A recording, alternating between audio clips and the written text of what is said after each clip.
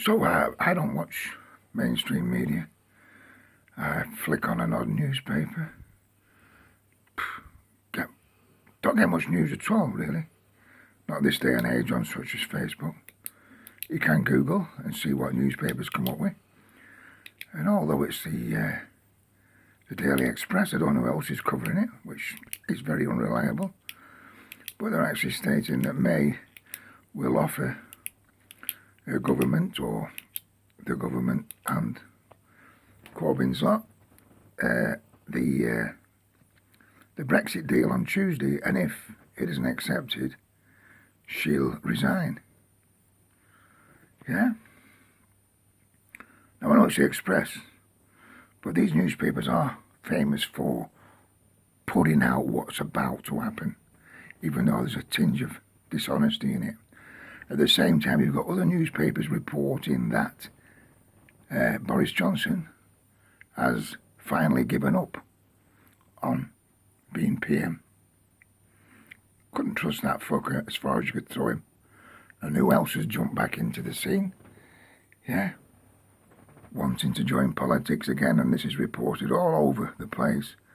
But Mr. Big Society himself, David Cameron, yeah, and he wants to be Foreign Secretary. What would he be doing then? Yeah, negotiating Brexit. Oh, my God, this is a dire country, this, isn't it? We are in the hands of a vile group of people who will do anything to get their hands on more of what our ancestors and ourselves fought for and paid for. It's just unbelievable. It's also reported yesterday in the newspaper that the Met Police are investigating anti-Semitism in the Labour Party. My God, why don't they investigate the files that apparently Theresa May's lost involving the paedophilia going on in government? It's just unbelievable. It's just unbelievable. We've got what I said yesterday, 50,000 cars taken back off disabled people, 900 a week, taking away their ability to do anything from shopping to visit friends. So you're isolating them, when they're already, tarred with an awful disease and illness. You've had bedroom tax, which has forced people to move out of their homes, to basically split up and break up from their families.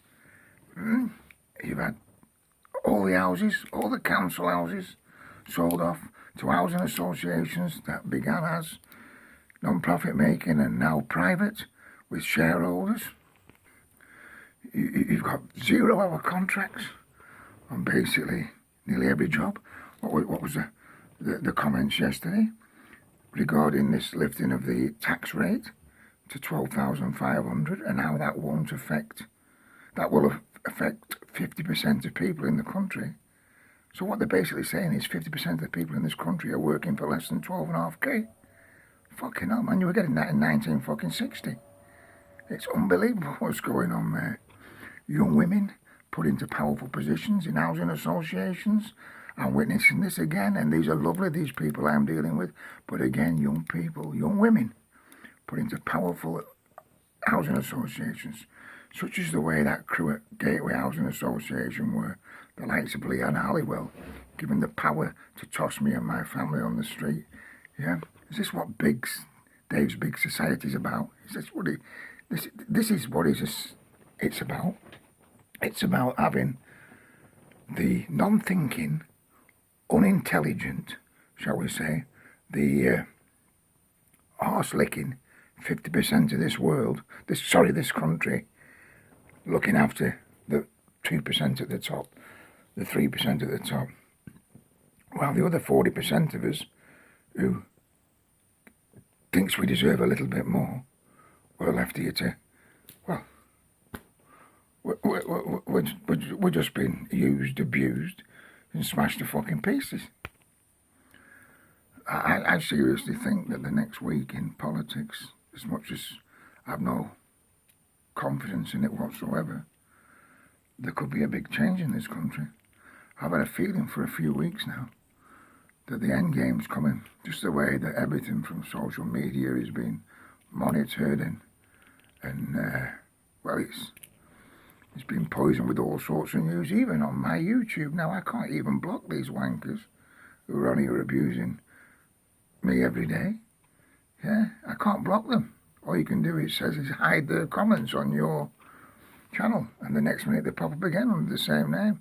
I'm wondering whether these aren't government trolls who have the ability to do so. It's yeah, I'm thinking that a week or two from now there might be a completely different position in this country, and God knows where we're all going to end up, because it's at a time when universal credit's being rolled out all over the place, all over Scotland, all over, well, I think this is the biggest rollout yet, and it's, you know, they're saying that it doesn't affect anyone unless, you know, the new claimants, that's bullshit.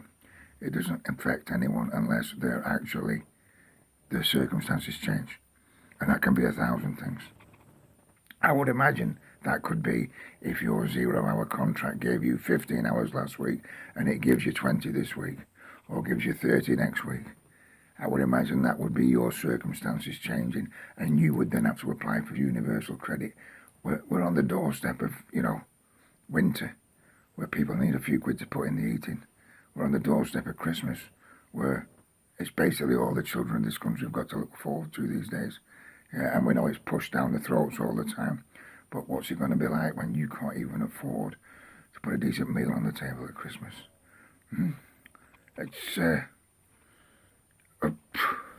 It's vile times, vile times. I'll tell you what I have managed to do, which I was surprised at. I've managed to download all my eviction movies off YouTube. I was really surprised how easy it was and how quick it was. And there are 8,000 videos on there that, if they block me, I can do nothing about. But I have managed to download, just to MP4, the ones that are important to me. And so when it builds up in the next couple of weeks, well, not next couple of weeks, the next week to my eviction on the 13th of the 11th, 2012, this is a 6-year anniversary of it, yeah, I'll be talking you through some of these videos and the people on them, yeah. See you in a bit.